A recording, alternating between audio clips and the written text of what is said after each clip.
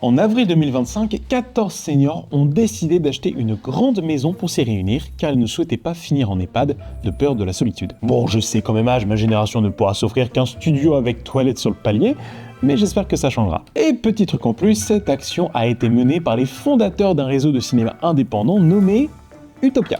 Le thème de notre série de vidéos. La vie est bien faite quand même. Mais ce genre d'initiative, si on en parle, c'est parce que c'est très rare. Dans une société qui tend actuellement vers le rejet de l'autre et le repli sur soi, la dystopie est ce qui semble être l'avenir le plus réaliste. Le vivre ensemble n'existe pas, ou bien les plus démunis sont comme emprisonnés dans des habitats en décrépitude, ce qui est déjà un peu le cas. Donc dans cette troisième vidéo de notre série Réimaginer le futur, on voit avec Pauline Moreau, scénariste, comment la fiction peut proposer une alternative plus optimiste.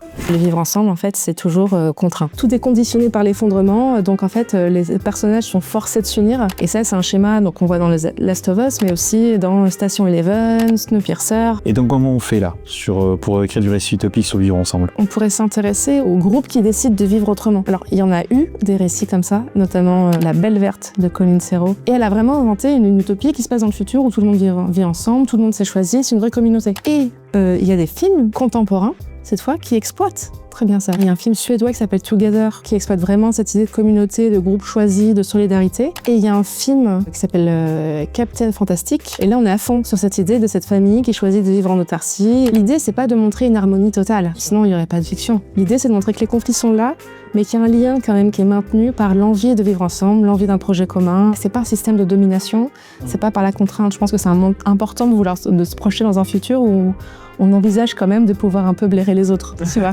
Je pense que c'est ça. Ouais. Et il y a aussi une autre partie du vivre ensemble qui est le côté accepter les différences. Parce que là, on est dans une société complètement polarisée où tout est combat idéologique et tout ça. Dans les dystopies, en fait, on tire ce fil et évidemment, ce qu'on nous présente, c'est des sociétés où il y a des castes, où les gens se parlent plus entre eux, où tout est régi par l'argent, comme on disait, toujours problème de lutte de classe. Et pourquoi pas, imaginer évidemment une représentation de toutes les origines, de toutes les orientations, de toutes les identités de genre, évidemment, que ce soit plus un problème, et de montrer qu'en fait, ce qui sépare les gens, c'est plus tant qui ils sont, mais peut-être plus ce qu'ils font, tu vois, déjà ce serait plus intéressant. Moi, je pense que ce qui rend l'utopie crédible, c'est pas qu'elle fonctionne parfaitement, mais c'est qu'elle fonctionne malgré tout.